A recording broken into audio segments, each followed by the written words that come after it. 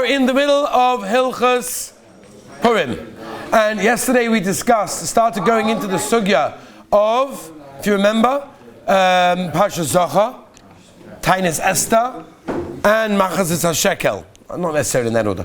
Let's move on now with the next Seder HaDvarim, leading from Leil HaPurim to Kriyas HaMegillah, to, if we get there, we'll get to some of the shaylas of Mishloach Monos, and then tomorrow maybe we'll discuss Matanos Evyonim. We'll go to the Sudas HaPurim, the Chiv to get completely trashed, and then move on from there with some of the most famous shaylas that nagea to us, and that is traveling. Traveling on Purim is, in Eretz Yisrael, one of the most famous, difficult, complicated, but yet nagea shaylas that are there 2 times in the year, by the way, that the Olim should not travel, that everybody travels. Number 1 is Hanukkah, and the second one is Purim. There are twice in the year that the Olim just stay put, just stay at home. But the Maisa doesn't happen that way. People travel, and we have to know what to do. So Be'ez Hashem, we're going to get to those halachas as well. We'll start like this. Let's start with the Leil HaPurim. Right, we'll start the Yom HaKudosh, the heilige day of Purim itself. We spoke about this a couple of days ago, how choshev the day of Purim is. We'll start with the night of Purim. Leil HaPurim, Mr. Bura brings down halacha l'maisa that it's nochoin to wear big day Shabbos. It's nochoin to wear big day Shabbos at the night of Purim by the Megillah, and candles you should light. Yeah, the beds are made nicely, the table is set, the tablecloth is on. The Kaf HaChaim actually brings down, and Tofrei Tzadihei, he brings down that some people even wear big day Yom Tov. We know big day Yom Tov is obviously better than big day Shabbos, more choshev than big day Shabbos. The Kaf HaChaim brings down that Leil Purim, a person should be wearing big day Yom Tov, better than big day Shabbos. Many people go to the mikvah, Erev Purim, just like you go Erev Yom Tov, Erev Shabbos, to be Mekabel, the Kedusha, and all the Gavalga Shpoyes of the Yom. What about a Suda by night? Okay, obviously we'll discuss, hopefully tomorrow we'll get to the Suda by day. That's the Ikka Suda, but we'll talk for a moment about the Suda by night. The Yeshiva generally makes the Suda by night as well, but where does it come from? So there are more bringe in Tofrei Tzadihei, Mitzvah Laharbos Besudas Purim, U Besuda Echad Yotzim. That means, Zug the Ramah, Eli, you with us? That with one Suda Yoytza, meaning the Suda by day, either on your Dalit if you're outside Yerushalayim, or if you're in Yerushalayim, it's going to be on Tes Vov. Carries on the Shulchan Aruch that you should, if you make a Suda at night, you're not Yoytza. In other words, if you make the Purim Suda at night, and Rafi with us, then you're not going to be Yoytza. Says the Ramah, Umi Kol Mokim, important to know this, Omar Eli, Umikol Mokim, however, Gam Belayla, Yismach v'yarbek tzas b'suda. Moish, Zug the Ramah, Gam Belayla. You should also be marbek tzas b'suda b'simcha, and therefore that's where the minute came from, that many people do make a suda also by night, and people are very, very vreilich, and everyone is geschmack. Zevi, are you with us? Yeah? You're writing this down, Shkoyach? Eli, yeah? Okay, yeah? Okay, Gavaldik. So therefore there's an Indian to be Marba B'Suda on the night of Purim. In fact, the Shatziyim brings down from a kolboy that a person, Raf. Just a second, I wanted to know this. It's important. The Shatziyim brings down from the kolboy that you should not eat meat on the night of Purim, so that you don't get confused with the Sudas Purim the next day. That's what the Mishnah Berurah, the Shatziyim brings, the Chofetz Chaim brings from the kolboy. However, the Maisa, the Darkei Moshe, the Taz, and other Achronim, as they pass in the Aruch HaShulchan, they are mekel, and they hold, yes, you can have flesh even on the night of Purim. We're not worried that you're going to get confused and mixed up with the next day in that case. Okay, some people have a minhag to have cheese, some people have a minhag to have nuts because of Daniel, whatever, the whole sugya which we're not going into. Now, that is the night of Purim. That means after you've listened to Kriyas Megillah, which we'll discuss in a moment, just a second, then you have to be Marba B'Suda, as we spoke about. Another very important point, which I think is important to remember. Eli, you with me? Okay. So the Chassam Sofer says a very big aside, which I think you have to remember. Chassam Sofer says like this. Yes, you with us? The Chassam Sofer says that if a person learns Torah between Megillah Aleph and Megillah Beis, meaning Megillah by night and Megillah by day, Zuk the Chassam Sofer muftach loy shu ben olam haba. Zuk the Chassam Sofer, if you want to guarantee that you will be entered into Gan Eden, Zuk the Chassam Sofer, what you need to do is learn Torah between the night Megillah and the day Megillah. Now it sounds like it's easy, big deal. But Lamaisa, after the night Megillah, people are running, people are going, people are doing. the day Megillah often early in the morning. So you have to be able to make a bit of time in your day, whether it's straight after the Megillah, whether it's before Shachris, the morning after, morning before, whatever. It's important for a person to know Muftach lo yishu ben olam haba. So the Heilige Chassam Sofer to guarantee that you're ben olam haba. Raf, you with me? You got that? Okay. Now I want to tell you Mordechai Maisa. This Maisa I'm sure the Olam is familiar with from the Heilige Imre Yosef, right? You know the Maisa with the Imre Yosef? The Heilige Spinki Rebbe. So the Spinki Rebbe, Imre Yosef, was Leila Seder. It was Leila Seder, and after finishing the Seder, whatever time it was, he read Keminhag, many Chasidim and Anshe Maisa is to read Shir HaShirim, right? Shir HaShirim. And then he wondered what to do. The night is still young, right? What should we do now? So he decided, Zuk the Imre Yosef, the Spinki Rebbe, we're going to read the Megillas Esther. That's what we're going to do. Read the Megillas Esther. What shaykhs? What shaykhs Megillas Esther? Tells us most of it happened on Pesach anyway. It was around that time. So the Imre Yosef, the Spinki Rebbe, started reading Megillas Esther. He fell asleep. It was very, very late. It was, whatever. He fell asleep. He came in a dream to him, like this. He came in a dream that in Gan Eden, there started to be a lot of, like a whole situation was going on in Gan Eden. Because like this, the Sfar Megdoshim tell us that when Klal Yisrael read the Megillah, the gates of Gehenna are open, and anybody that's in there can come out. Now, that's on Purim. There's always latecomers. There's people that are a bit lazy until they get out of bed, until they get downstairs, until, it takes time, until they get going. These people are the latecomers. So on Purim, these guys didn't manage to get out of the gates of Gehenna. Came along Leila Seder, the Heilige Spinki Rebbe is reading Megillas Esther. These neshamas are banging on the door of Gehenna, and the Sarah of Gehenna goes and says, what are you doing? They said, what do you mean? Megillah, we need to go out. What Megillah? It's Leila Seder. What are you talking about? No, we hear the Megillah. And the Spinki Rebbe was reading the Megillah, and because of that, they were able to get out of Gehenna.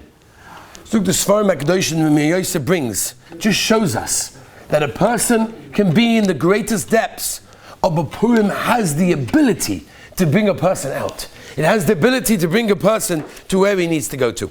Let's move on, Rabbi Isai. There is an issa for a person to eat koydem ha-Megillah. That means Ali.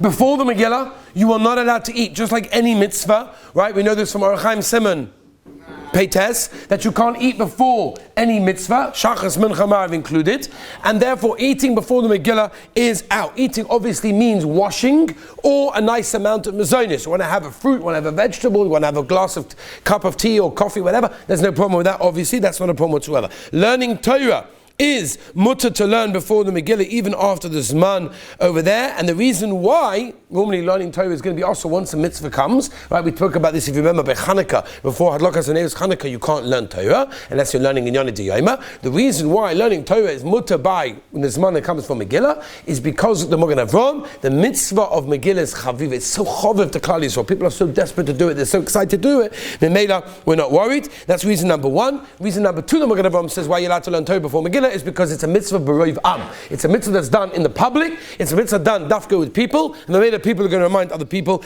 and there is no problem over there. Now, moving on. The Gemara in Megillah Yud Gimel tells us the mitzvah of Megillah is b'roiv am hadras melach. That means be'etzem you're meant to the Chayado Master's Kasha. Be'etzem, you're meant to go to the greatest and biggest minyan that exists in the place that you are. Because B'roiv Am Hadras Melech. The more people, the more covered to the Melech, the more covered to the Rabbeinu Shalaylam. Eli, yeah?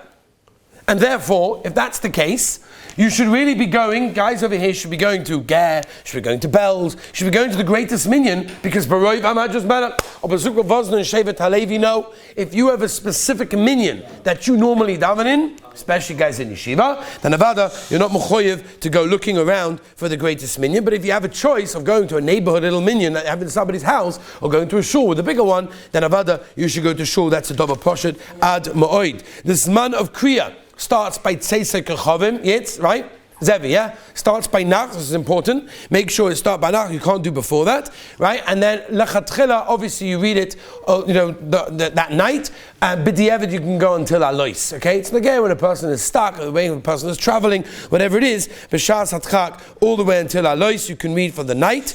You start reading by opening up the Megillah and folding it like a letter. You shouldn't leave it hanging on the floor for those people that have a cloth. You fold it up like a letter. Mishabur says it's talking about the person that's lining the Megillah. Megillah, not necessarily every single person in shul. And of course, the Ramah famously tells us in Kuf Mem Zayin that you can't touch the cloth with your hands. You need Netilah before that. The brachas should all be made standing, not only the person making the brachas, but even those listening to the brachas who are being yotze by his bracha as well. The brachas we know are made standing, and the shechayonu is made on both days. We do not take off our tefillin by shachris in the morning kriya, right? Vikar elu tefillin, and therefore we have our tefillin on during kriyas HaMegillah of the morning, because that is what we do. And the shechayonu, which we will announce on the day of Purim that we make on the Megillah, one should have in mind that it's yotza, all of the mitzvahs hayoim that a person will be doing on that day. Because we don't make a specific bracha for Mishlach Manos or the Suda or Matanes Levyonim, therefore the bracha that you hear Shechayanu on the morning of Purim, a person should have kavana that is yotza all of the mitzvahs hayoim in that case. Moving on.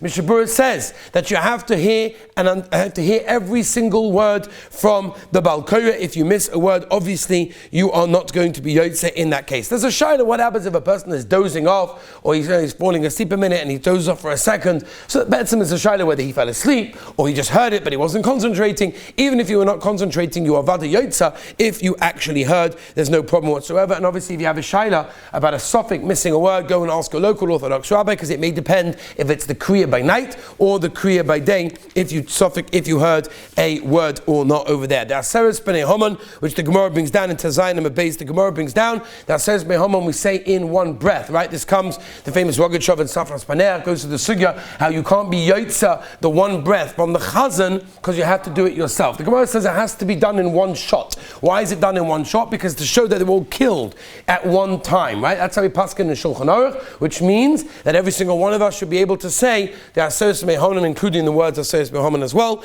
in one breath. If you cannot manage, because the words sometimes can be long and hard to say, then of course it's okay if you have to stop for a second and breathe in. As long as it's said in one shot, in one time, that is good enough over there. Moving on, and we're not going to go into all the things of people that make mistakes. I was once by a Megillah reading, where at the end of the Megillah reading, a fellow commented to me, and this was years ago, 15 years ago, and he says to me, the Baal Korah made 156 mistakes during the Megillah. He held kop during the entire Megillah, chapping exactly how many mistakes, which nobody else chapped. And I guess there were very minor little mistakes and differences in the pronunciations, but he counted 156. After they finish the Megillah, you stand up, they roll up the Megillah, they make the bracha, and we continue. Now, interesting idea, by the way, the banging for Haman, right? We can't stop talking about the Indian of Kriyas Megillah and not mention the Heilige Minig of Klal Yisrael to bang and Haman. The shaila is, where does this come from? Is this stam? Oh, no, I get excited, so it's geschmack. You bang, you do bang, you don't bang. Some shuls have an Indian, you bang the first one, the last one, the middle one, and everyone's trying to figure out which one is the last one. That's always the hard one. But Akaponim, where does this all come from? So it's interesting. It's also important to know everything in Klal Yisrael comes for a reason. Nothing is stam. Nothing in Klal Yisrael is stam. There's no such thing as anything that's stam, right? It doesn't make sense, right? Even the l'chaim that we have after the fish is not stam an excuse to drink a bit of alcohol, right? It's because the Yeridei Simon, Kuf Tezayin. They have to have a break between the meat and the fish. So everything in Klal Yisrael has a pshat to it. So the pshat in banging Haman is like this. In Sefer HaManhig, he brings down in Hilchos Megillah that people in Svas, after the Megillah state, would sing Oror Haman, and they would bang bones together. That's what the Sefer HaManhig brings down.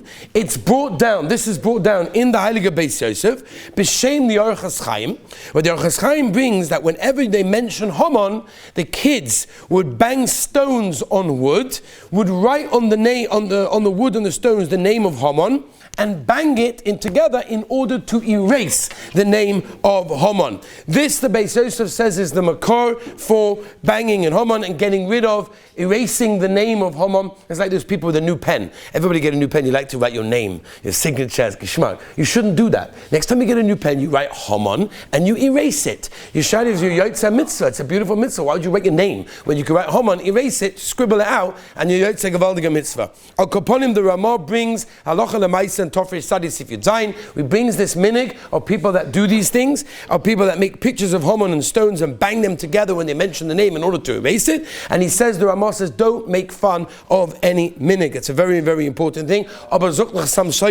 Be very, very careful.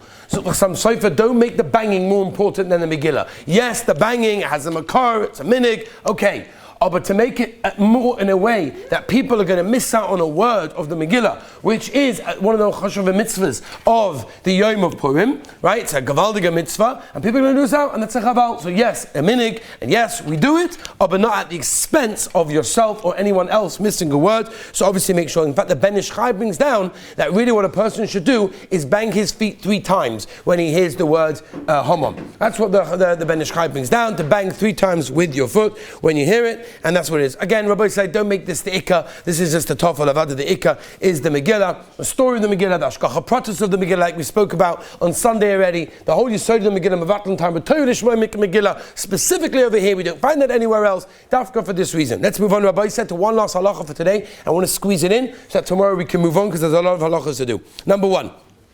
When it comes to shlach manos, we know mitzvah divrei soifim. We know this from the Megillah. The Gemara brings it down. Halacha l'maisa Shulchan Aruch paskins that we give mishlach manos ish l'reyeyu. Right? Manos means 2. Right? We'll discuss that in a moment, maybe tomorrow.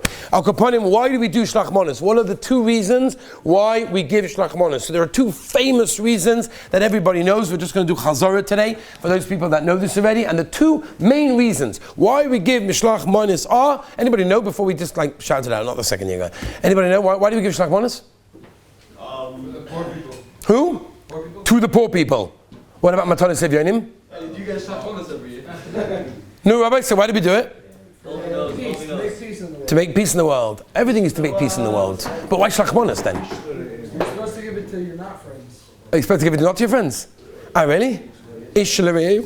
You're supposed to be friends with everybody. Okay. So let's understand. That doesn't look like. Right, Zev, you know this? What? Davey, you know? Rabbi, I gave a shmuz on this. No, but what? I know you gave a shmuz on this, but what are the 2 reasons you said? No, Rabbi Sai, Rav. What are the 2 reasons? Yeah. I mean, we all do this every year, but we don't know why we do it. What a shame. Okay? So Rabbi Sai, let me say like this. We have over here 2 ikka reasons with Rabbi Sai, 64 nafkaminas. I'm not going to go through them now, but I'll give you a couple. Okay? Raf, Moish, just a second. The Trumas Hadeshen brings reason number 1. The Trumas Hadeshen says the Trumas Hadeshen, the reason why we do it is tzorchei suda, is we want to supply people with their needs of the suda, and that's why we give shlach manos. Okay? Lefi that I should give dafka things they use for the suda. Candy is not negaya then. Chocolate's not negaya then. Has to be things for the suda. Okay? Reb Shlomo Alkabetz, we all know famously because of? Baruch Levine's son. No. L'chadaidi, obviously. Reb Shlomo Alkabetz brings down to be marbe shalom bereyas. So we have 2 reasons why we give shlach manos. Number 1, tzorchei suda. And number 2, to be marbe shalom bereyas. Now Rabbi said the nafkaminas are like this. Let's go through a couple of nafkaminas. Nafkamina number 1. What if the guy doesn't want to accept it? He says, thank you so much, but no. Aga, by the way, this is why the Rashba says we don't make a bracha on stocker. For the same reason, if he doesn't accept it, then it could be I'm not going to be yotza. So upon him, what happens? The guy says, thank you so much, I don't want it. So was I yotza tzorchei suda of the Trumas Hadeshen? No. Was I yotza Reb Shlomo Alkabetz of Marbe Shalom Bereyas? Avada, because I showed that I wanted to. Same thing, you come with this gavaldiga dish, and you get to the guy's house, it's completely smashed. It's smashed on the bus. I don't know what happened. The whole thing's a mess. I walk into the house, I'm really sorry. I spent a fortune. I got this beautiful, amazing thing for you. It's completely smashed. It's ruined. The cake is all over the place. But I did try. It was the thought that counts, right? So was I yotza marbe shalom bereyas from Shlomo Alkabetz? Avada I was. Was I yotza tzorchei suda? Avada not. What if I give him a notebook of my chidushei Torah? Shlach manos. Here's my notebook of chidushei Torah. Gavaldik. Am I yotza or not? Marbe shalom bereyas, pashtus ham yotza. But Trumas Hadeshen, tzorchei suda, pashtus ham not yotza. What about this? This happens every year. You give someone shlach manos and you forget to write your name on it. So he comes to his door after being out. He sees a package over there. That's so nice. Who's it from? Don't know. I don't know. So Tzorech Suda I was Yoitza, Trumas Adeshem, but I wasn't Yoitza, Ma'aber Shalom Bereis, because I didn't Ma'aber Shalom Bereis, doesn't know who it is. Rabbi, there are 64 nafkaminas. We're not going to go through them all now. Mitzvah Shem, tomorrow we'll continue with some of the Shitas or Tachmonis. Have a wonderful day.